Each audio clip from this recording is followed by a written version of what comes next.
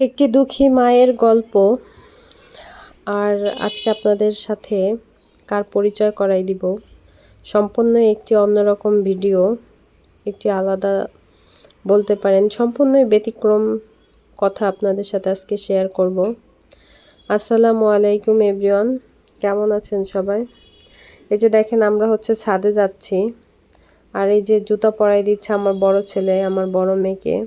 আমার মেয়ে হচ্ছে বড়, তারপরে আমার এই দুই ছেলে, তারপর আমার ছেলে জুতা পরাই দিল। আর আপনাদের প্রথমেই বললাম যে আজকে আপনাদের সাথে পরিচয় করাই দিব একজনের। সে হচ্ছে আমার পেজের ওনার বলতে পারেন। সে হচ্ছে যেই আমার পেজটার নাম হচ্ছে তাশরিফা, আর তার নামই হচ্ছে তাশরিফা, সেই তাশরিফা।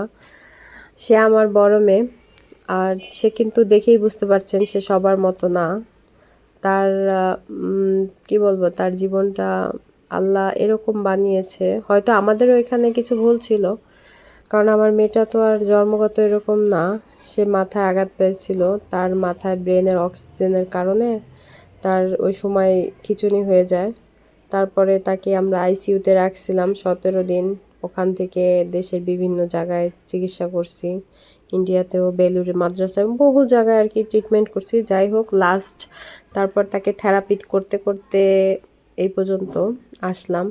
হয়তো সে এখন যে হাঁটতে পারছে, যে দেখতে পাচ্ছেন যে সে হাঁটে, এরকম হাঁটতেও পারতো না একটা সময়।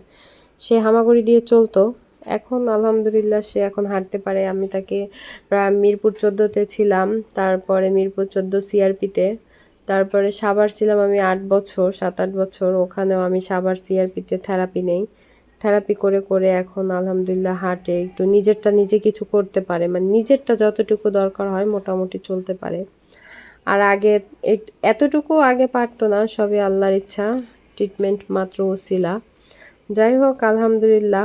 আর আসলে এটা মায়ের জন্য দুঃখজনকই, যেই মারই এরকম সন্তান আছে সে মাই বুঝে কতটা কষ্টের এই ঘটনাটা, মানে এরকম আসলে সন্তান হইলে। যাই হোক, আজকে আপনাদের সাথে এই তাশরিফার পরিচয় করাই দিলাম। আমাদের ভিডিওটা যদি ভালো লাগে অবশ্যই লাইক কমেন্ট শেয়ার করবেন, সাবস্ক্রাইব করবেন। আর সবচেয়ে বড় কথা কি, এসব বাচ্চা যাদের আছে তারাই বুঝে কষ্ট। আর কখনো এদেরকে অবহেলা করবেন না কেউ, এদেরকে বেশি বেশি ভালোবাসবেন। এদের নিয়ে এদের বাবা মাকে কটু কথা বলবেন না।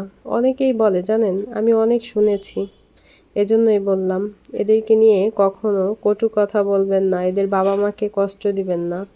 কোনো বাবা মাই চায় না তার সন্তান এমন হোক।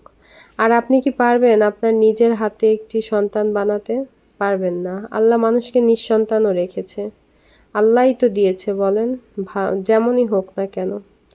যাই হোক, ভালো থাকবেন সবাই, দোয়া করবেন আমার মেয়ের জন্য।